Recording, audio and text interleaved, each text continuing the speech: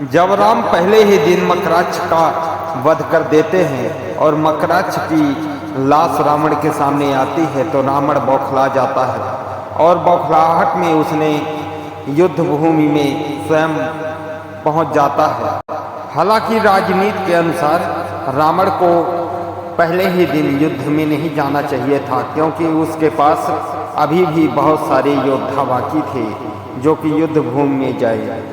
एक राजा का युद्ध भूमि में जाना अनुचित होता है, क्योंकि अगर राजा युद्ध भूमि में चला गया और उसे कुछ हो गया या कि उसका वध हो गया या कि उसे शत्रु पक्ष बंदी बना लिया तो उस देश की हार वैसे भी हो जाती है।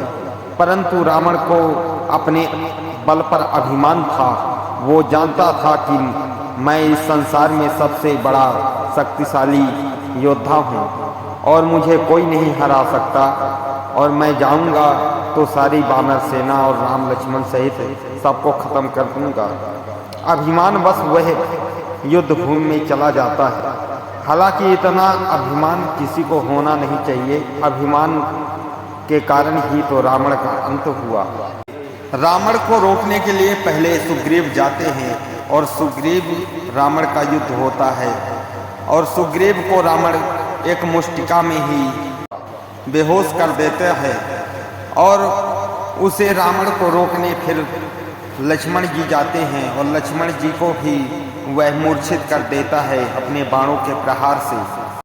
फिर हनुमान जी जाते हैं लक्ष्मण जी को बचाने के लिए और हनुमान जी रावण को अपनी मुष्टिका मारते हैं और रावण उस मुष्टिका को भी सहन कर लेता है। राम जाते हैं तो राम कहते हैं कि हे रावण, तू सच में बहुत शक्तिशाली है, क्योंकि तूने भगवान शिव के त्रिशूल के समान, वज्र के समान मजबूत मुष्टिका हनुमान के प्रहार को तूने सहन कर लिया, सो तू बेहद शक्तिशाली है। मगर तूने अपने शक्ति का और बल का दुरुपयोग किया है, इसलिए आज तेरी यह दुर्दशा है। रावण यहाँ ठहाका मारकर हंसता है और कहता है, लंकेश के वैभव पर तुम्हें दुर्दशा दिखाई देती है वनवासी। तब राम उसे कहते हैं, हे रावण, तेरी यह दुर्दशा ही है कि जो अधर्म तूने किया है और जिस अधर्म को तू स्वयं मानता है कि तूने अधर्म किया है, और तू फिर भी अपने शरीर से प्रपंच रचता है और उसे समझाता है और ठहाके मारकर हंसता है और मानता नहीं कि तूने अधर्म किया है। यही तेरी दुर्दशा है और इसी कारण अब तेरे लंका का और तेरा विनाश होगा। यह बात सत्य है कि अगर कोई इंसान थोड़ा सा भी अधर्म कर दे, परंतु उस अधर्म को माने या न माने, मगर उसकी अंतर आत्मा तो हमेशा यही कहती रहेगी कि तूने अधर्म किया है। रावण की भी यही दुर्दशा थी। वो जानता था कि सीता का हरण करके उसने अधर्म किया, अन्याय किया, मगर वह उसी को सत्य मानता रहा कि मैंने कोई अधर्म नहीं किया, मेरी बहन की नाक कटी और मैंने सीता का हरण कर लिया, कोई गलत काम नहीं किया।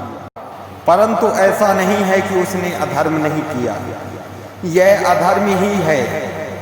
भले ही उसकी बहन की नाक काटी लक्ष्मण जी ने, मगर उसे सीता का हरण नहीं करना था, उसे खरदूषण की तरह राम से युद्ध करना था।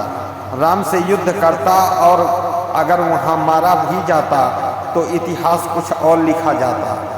फिर राम रावण का युद्ध हुआ, अच्छा खासा युद्ध चला और राम भगवान ने रावण के रथ को, उसके ध्वजा को और उसके धनुष को अपने बाणों से काट देते हैं। इससे रावण बिना अस्त्र शस्त्र के हो जाता है और राम यहाँ दया दिखाते हैं रावण को।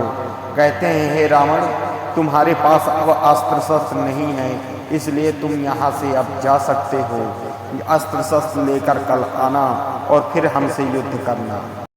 शत्रु के दया के कारण कोई योद्धा रणभूमि से वापस चला जाए, यही तो उसकी दुर्दशा होती है। और रावण की यही दुर्दशा थी कि उसे रणभूमि से पैदल वापस जाना पड़ा।